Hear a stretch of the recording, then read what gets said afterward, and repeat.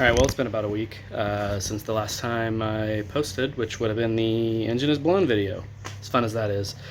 Night rod's totally tore apart here, as you saw in the last video.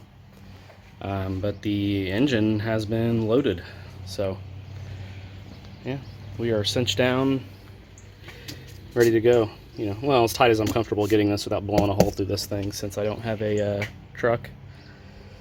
So yeah, it's painful to have this thing in the back of, in the back of a vehicle, out of the bike, but whatever, it is what it is. So that being said, tomorrow, gonna pick back up and make the trip over to Greenville to Scott Fitzgerald's shop, and then he and I are gonna tear it down and see how much of a hole I'm gonna have in my wallet when we're done.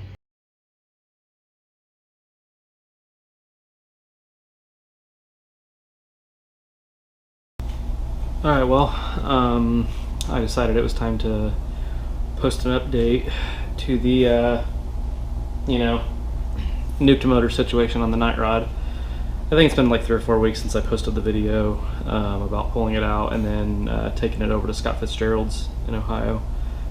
So, long story short, he and I ended up, once I got it out, we tore it down, went through it. I didn't record like a teardown along the way because I was just BSing with him, talking to him, asking questions and stuff, and I wasn't really worried about filming. I took a bunch of pictures, so I'm going to, yeah, right there. I'll throw some pictures up, the stuff we found as we went along. So, more or less, what had happened is, I think like I'd explained in the video before, I was in the RPM range between 7,000 and 9,000 RPMs, doing some data logging and basically trying to fix like an area where it wasn't quite running right because the map that I'd been auto-tuning wasn't quite complete.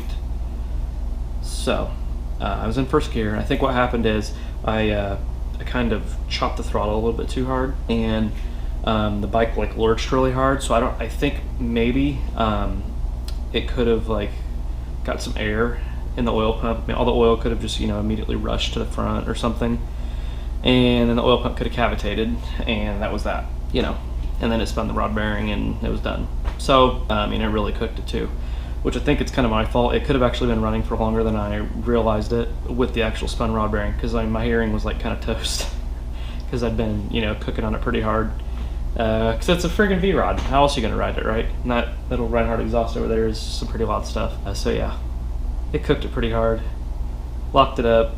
And like I said, you'll see some pictures here of like the crank itself, where it's kind of got some grooves in it, the actual piston, where it's on the rod where it's grooved up. And then my favorite picture is a picture of one of the rod bearings being compared to the other two that were actually spun and locked up. You can kind of see how it's completely just almost ground down to the base metal, which is crazy to me because it really wasn't that long. It didn't take long from what I remember. So yeah, so that's kind of where we're at in that regard. That's pretty much what caused it to lock up and fail. So as part of that, ended up damaging the bushing on the water pump intermediate shaft. So that bushing, you can't really get that from Harley. So I would have been kind of screwed if Scott didn't have a solution for me. He had just actually worked out with another person. He actually was able to machine some bearings, and what he can do is machine out my old bearing for that, and then basically press this new bronze one in after freezing it in liquid nitrogen or something. And then it's supposed to hold tolerances really well, and it's pretty much like a factory replacement that gets pressed into the case. It seems to be working pretty well for another guy. He did this too a couple months ago. So I think there's hope after all if this ever happens to anybody else. So I have to get the case machine to do that, and that's another cost. And then of course the new water pump shaft has to be replaced because my old one's toast. I have pictures, you'll see pictures of all that.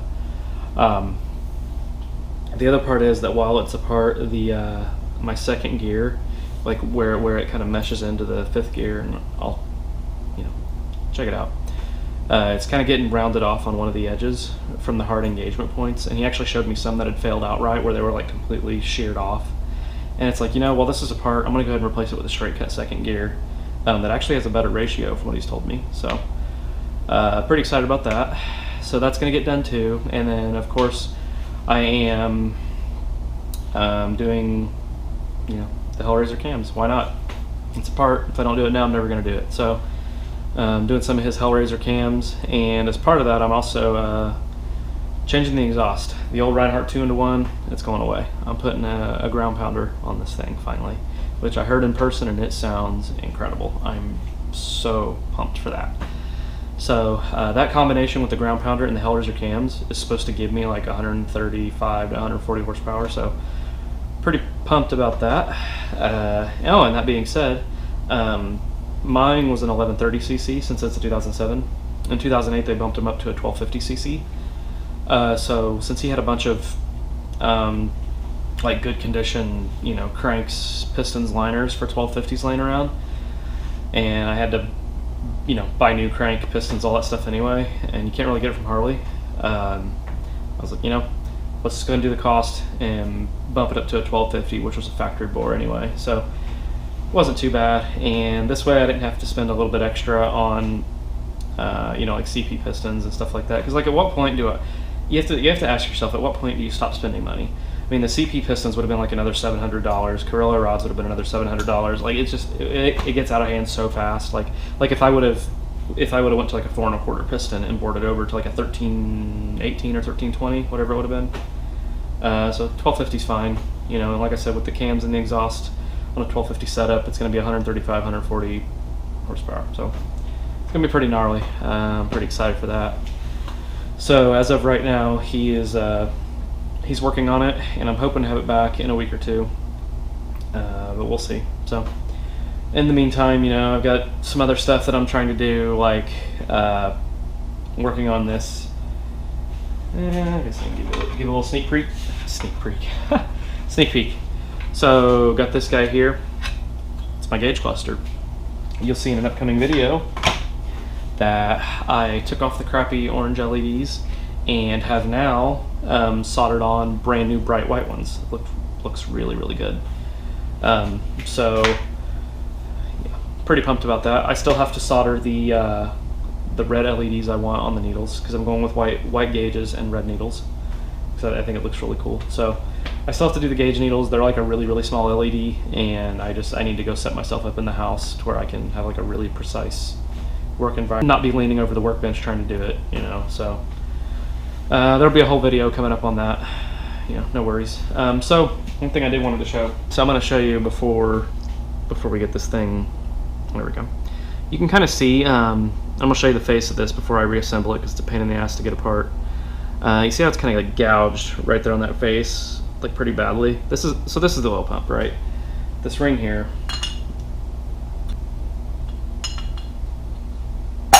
there it goes.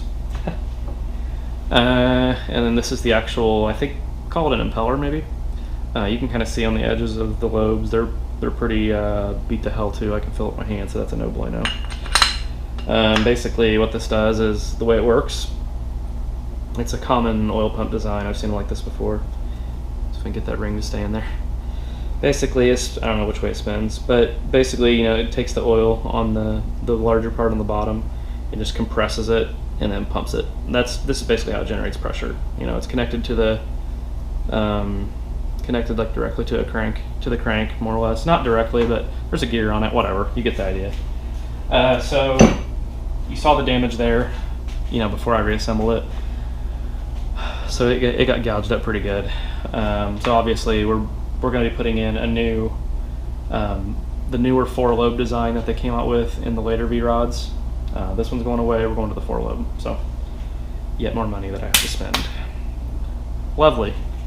So that's going to be an expensive paperweight in my office or something, I don't know. That's kind of where we're at the moment. So yeah, the mesh loom on the wiring harness was an absolute mess. Pretty much everything was covered in just like gunk.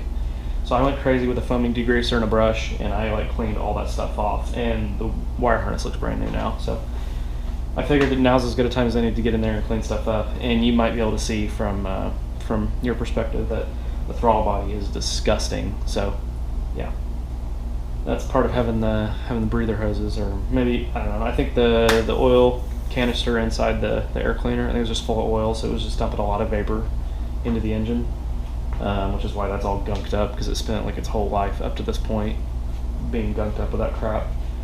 So I've got to really clean the throttle body, get it looking nice, and then yeah, once we get the motor back, I've already got the wideband O2s, the Power Vision. I had a video where I had gone through and was doing some data logging and showing how to do the auto tuner and some of the adjustments I was making. It made a world of difference, honestly, because it just had a Power Commander 3 before, but it wasn't actually dyno tuned or tuned with wideband O2s. So it was super rich, didn't quite run right. After I did this, it was flawless. Oh my god, it ran so good, so smooth, and you can tell it just had a lot more throttle response. So I think now that I have a brand new engine set up, larger displacement, at least for this ECM, so it's gonna be a larger displacement, different exhaust, cams. We're gonna start from scratch, and I'm gonna get some videos on how to set it all up with the Power Vision and the widebands. I think that'll be pretty cool. The other thing is gonna be too is not only are I'm gonna do a little montage of reinstalling this thing. Probably my dad's gonna be here too, helping me kind of finagle it in. So we're gonna do that, and then I'm gonna document obviously the whole restart procedure, or break-in procedure, I should say. It's not like it's a rocket. So I'm gonna document all that and kind of go from there. So pretty excited for what's to come. I am hopefully only a couple more weeks, if that. Hopefully only a week until I get my engine back. I'm so excited for that.